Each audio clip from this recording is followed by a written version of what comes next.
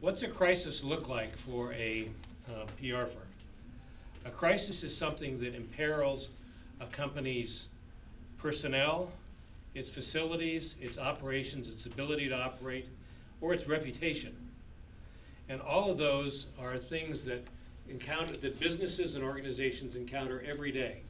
They may not rise to the level of a crisis. They may not shut a company down. They may not lead to injuries for their employees. But in the day of the internet, the day of blogs and Twitters and everything else, the ability to talk about a crisis in a manner unfavorable to a company just grows exponentially. You know, the first notification of the aircraft going into the Hudson River in January 2009 was actually posted on Twitter 8 minutes after the plane crashed. And that's how US Airways found out, their corporate headquarters in Phoenix, that it was their aircraft in the river. Because a fellow on one of the ferries going out to rescue the people who were diverted to rescue the people standing on the wings of the aircraft posted a Twitter picture which went totally around the world in a matter of 5 minutes. And US Airways in their corporate communications headquarters had a crawler, and the Google crawler or whatever network they were using popped up with this picture, and they suddenly realized, oh my gosh, that's our aircraft in the river. They'd learned about it before their dispatch office even called them, or the NTSB had even called them. So that's how fast things spread now. Somebody asked me when we were having dinner a few minutes ago whether crisis is a part of an agency's general profile. And generally it is. You should have crisis managing experience, whether you're in an agency, whether you're in a government position, whether you're in a nonprofit, whether you're in a corporation. You should be able to plan for, prepare, and handle a crisis as part of your general communications responsibilities. But there's not a lot of agencies that make a living off of crises. You can't make a living off of crises. I only know 3 guys in the United States that really do that. Jim Lukashevsky in White Plains, New York. And if you really pay attention to the PRSA stuff, he does a lot of seminars for PRSA. I'm a Lukashevsky graduate. Jonathan Bernstein in San Francisco has a crisis practice. He's very good, but he uses affiliate companies around the country. And we've actually handled a crisis for Bernstein involving a client in Cheyenne, Wyoming. Bernstein has a very good crisis newsletter that you can sign up for free. So it's Jonathan Bernstein, Bernstein. He's got about 14,000 subscribers, but you can get online, sign up for his newsletter. You can go back and archive the past editions. And he's got new things every month that are coming out about crises. There's a guy in Louisville, Larry Hill, who runs the Institute for Crisis Management. And he's more of a training outfit. He trains everyone from government PIOs to corporate communications types on how to plan and how to manage a crisis. He doesn't actually engage in the management of crisis themselves, but he does a lot of training. But you can't really fund a business, an agency business, just by doing crises. Agencies like Ketchum have crisis teams, but there may be someone from Pittsburgh and someone from Atlanta and someone from Washington who come together when they get that call from one of their clients or somebody from the outside. What do crises look like? Well, all crises, all companies, all entities say it can never happen to us. That's not true. I'll just read you the list of crises that we've worked for. We've dealt with workplace violence, suicides, missing children, sexual assaults and allegations of sexual assaults, storm damage, natural disasters, protests and demonstrations, labor demonstrations, employee misconduct, theft, embezzlement. We just handled a case last year for a client where an employee embezzled over $500,000 from somebody they were associated with and another $90,000 from the entity itself. Then there's the accidents that we've dealt with: drownings, Park District in Arapahoe County, lightning strikes, weather emergencies, food poisoning, chemical spills, environmental disasters. We have several mining companies that we represent, and mining companies, because of the nature of their work, are often prone to the kind of disasters that we've seen play out in Chile over the past 69 days. The thing to do in managing a crisis is to to answer the question, can it happen to us?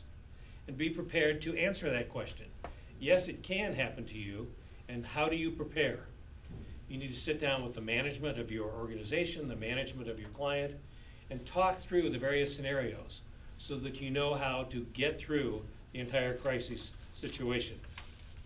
So in planning for a crisis, the first thing is answering the question, can it happen to us? Plan ahead. Rule number 2 is expect the media.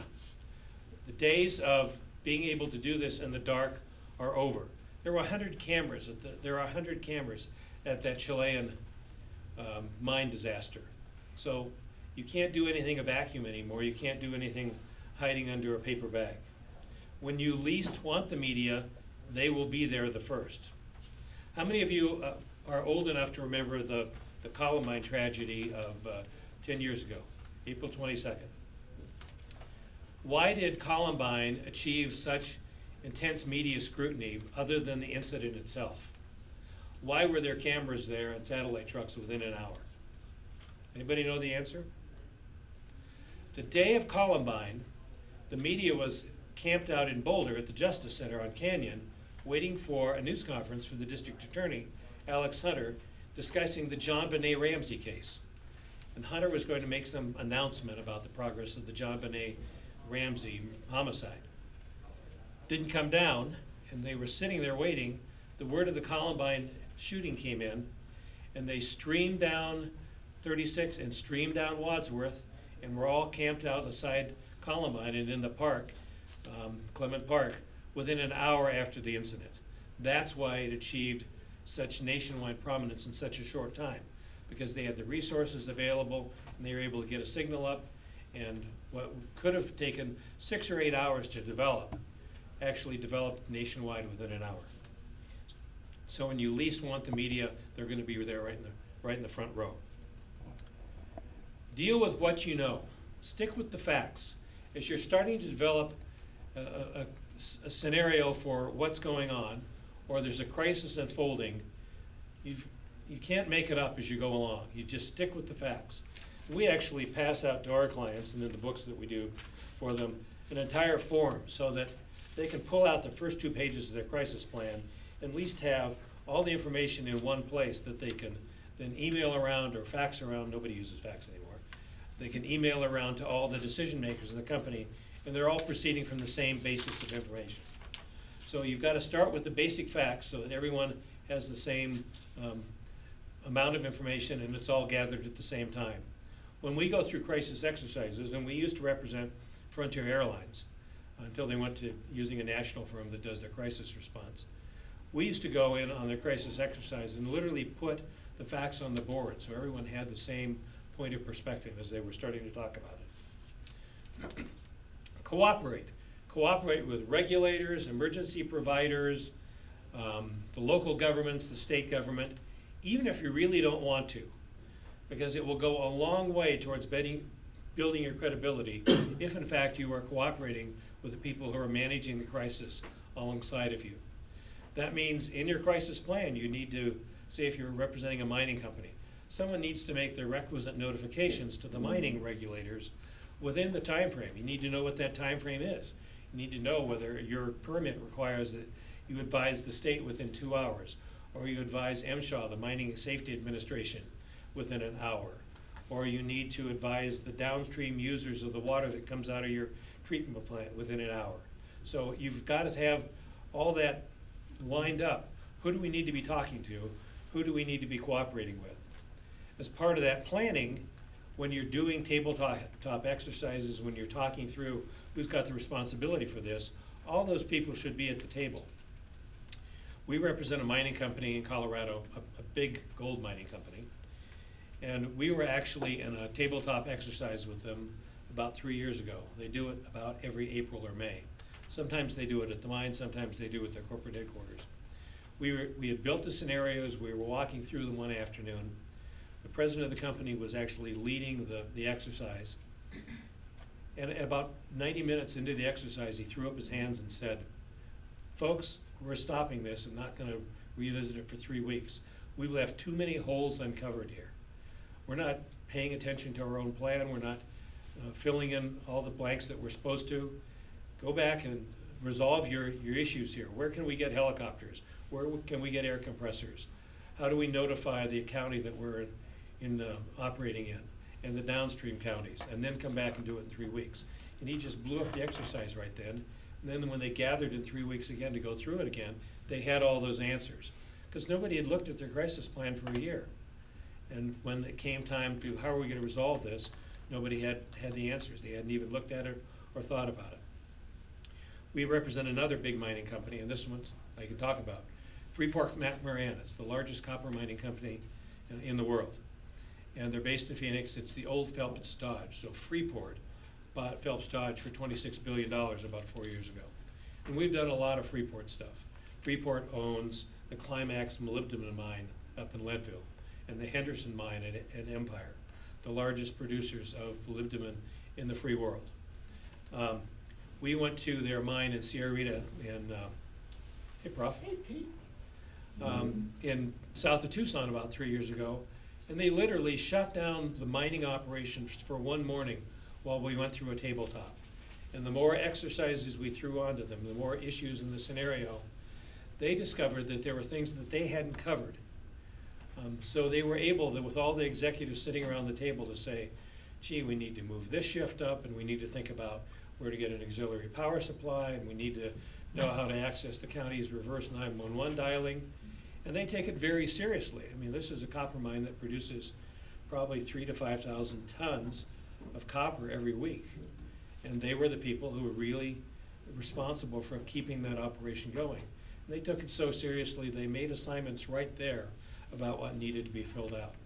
So as you're planning ahead, you need to have all those people that you're cooperating with at the table with you. Rule number 5 is don't panic. You know, you can get through this. As there are phases to a crisis management scenario and phases to crisis communication. And it's the planning, it's the execution, and it's the recovery. If you're not thinking about how you get through this, how the recovery is, how do you get the company back in operation, you're not doing your client or your organization any favors, because then you will just wallow in self-pity for the next 4 to 5 weeks as you're trying to decide, how do we solve this? Well, you may have solved the crisis, but you also have to get back to producing a product or providing a service. And we often see that in some of the food-related illnesses that we've dealt with, where there's been an E. coli breakout or a salmonella breakout. You know, yes, you recall a lot of product, and yes, you make sure that people aren't being sickened by it. But at some point, you have to get back into operation, and you have to go back in, whether it's posting signs in your restaurant with an 800 number for calling to information about this outbreak, or you have to put out word through social media that, yes, the XYZ restaurant chain has passed its health inspection and is ready to resume operations, or we've had a thorough cleaning, or whatever. Recovery is part of the elements of crisis management and crisis communication. In crisis communication, there are a number of audiences. There are external audiences. There's the people around your site, there's your customers, the people in your community.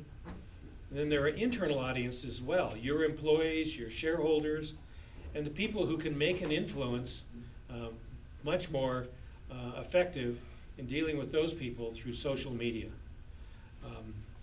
In the days of Twitter, before the days of Twitter, you know, you had a little time. You don't have that time luxury anymore. You should be able to control, as Toyota found out last year when all their problems arose about acceleration and braking. They didn't control the social media terms that were really sinking them. The day of the crisis, the day the crisis started to evolve, nobody went in and snapped up the terms like Toyota sucks, or I hate Toyota, or Toyota lawsuit. And pretty soon those terms got out of control in the social media world, and they had no way to rebut those particular terms. So when you're thinking now about social media, you've got to think about how are we to communicate and forge our message. You need to go in and buy 6 or 8 Facebook pages under different names so that you can control that Facebook message. And that they always need to be positive names. As Toyota found, it took them months to recover from that bad publicity because they didn't control some of that Facebook